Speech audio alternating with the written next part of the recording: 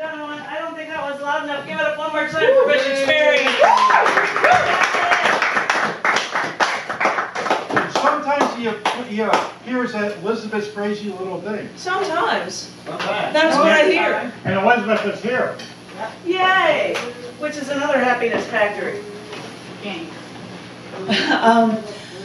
Last time I was in town, I shared the release of 2 new books based on a word that John invented.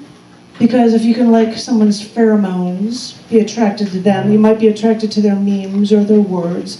So we had pheromemes of poems that were done in the recent years since I moved to Texas, as well as show poems from shows that I would do monthly there as well. They were $10, or $10. I bought 2 copies of each of these if anyone didn't pick up a copy of it before. But we called it pheromemes because that would be a series of a bunch of poems. And I'm working on the next pheromemes book right now. Which of course is not done. But it is filled with haiku and Twitterverse and poems. And that's why I've got my little tiny pictures of kids from school that will be the potential cover for the future book. And so I have a lot of little haiku things that also go after short stories, after pieces in Down in the Dirt or CC&D magazine. And I'm going to read one of them from this upcoming release for you before I call up my next open micer. It's called Left Living. We must create love after we are left alone. So life's worth living. And I think that's an entirely perfect way to bring up the next person that is going to read. This is a man who doesn't read poetry or write it. And he decided when he came here to visit Chicago with me that he had to write a poem about his love of Chicago. And he wrote it yesterday morning. It was groovy cool. And so I said, would you please read it here now? And I'm so thrilled that he will. Please, ladies and gentlemen, give it up for Mr. John Yatko.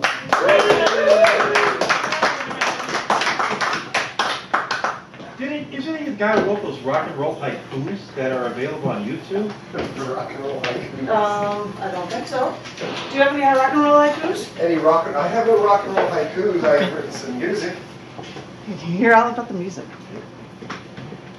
Oh, yep, so I actually wrote a poem yesterday, but I'm going to start with a different one. One I wrote, actually, probably the second poem I've ever wrote that was worth actually other people hearing.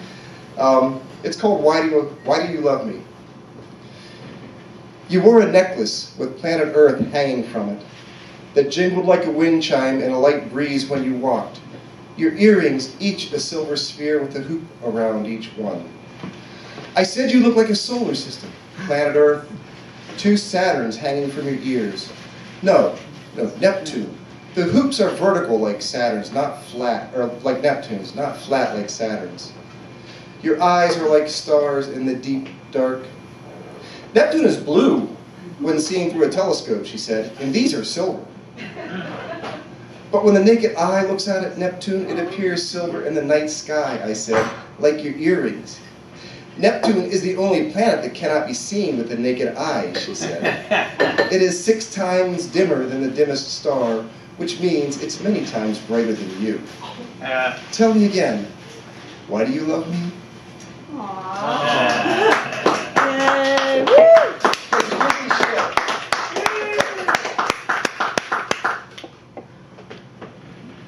Okay, this is the one I wrote yesterday. I don't have any words for it. I went over to get some groceries to bring back to our hotel room, and it just kind of hit me. And I figured instead of saying something to Janet about it, I would actually write a poem myself and try it. This city has a smell. As I walk down the streets with my groceries, I smell a moisture in the air blowing in off the lake. I smell the decay of gardens left in disrepair. On the busy streets, I smell the rush of people on their way to somewhere. On the busy streets, I smell the diesel fumes from trucks filled with groceries as they rumble by. From buses filled with people on their way to somewhere. As I pass under the L, I smell the ozone from the electric arcs, the acrid smell of hot brakes as the train clatters overhead, filled with people on their way to somewhere. That sound. I do not live here anymore. I was not born here. I am not from here. That sound of the L, the smells, they tell me I am home.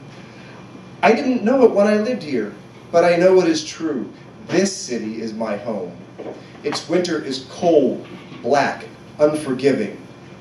I must leave, but I want to come back. The city where I live is filled with poets, artists, and musicians. They look back and opine for better times that never were.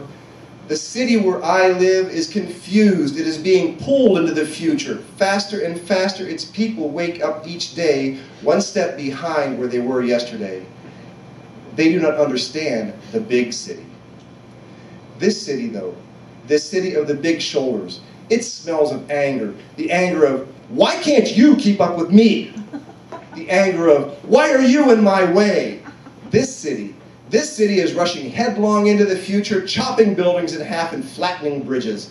This city has ripped off its rear view mirror. There is no need to look back.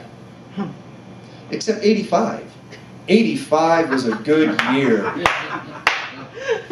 I listened to this city as a child. I did not know it at the time.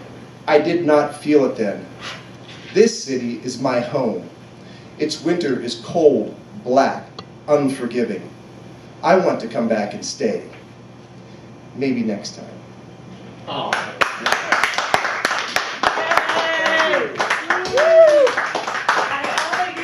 I give you a hug. I don't want a kiss from your silver lips. I get my silver lips, but ladies and gentlemen, I think that was so awesome. And he read that yesterday at the Weeds at the Hideout, and they were like, that was really good. Imagery, blah, blah, blah. It was awesome. So please, give it up one more time for John now. Come on.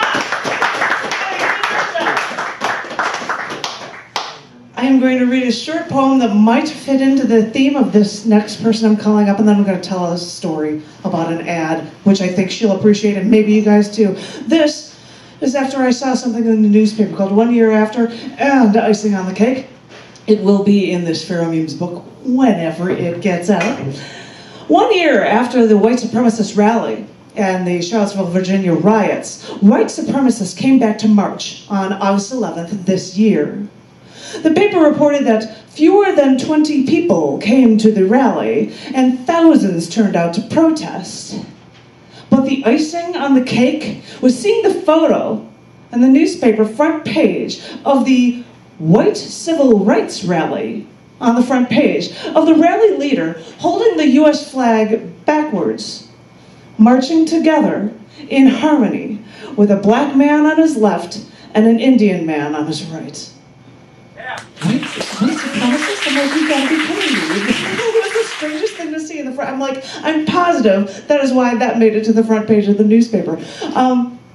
But another thing that I thought was crazy is, I don't know if this ad exists here, but there is an app for Poshmark. And you can have an app so you can get really expensive clothes. And this ad keeps coming up, and this woman keeps saying, I bought these gently worn Louis Vuitton shoes for only $100. If I bought them in the store, they would have been $700. And I'm like, what universe are you from? Is all I could think. And I keep seeing this ad like mad. And I think this next woman that I'm calling up likes to look at slices of life like this and bring it up and share it with you guys. And I'm looking forward to everything she has to say. Please, ladies and gentlemen, our next open micer, please lots of applause for Annabelle Echo. Woo!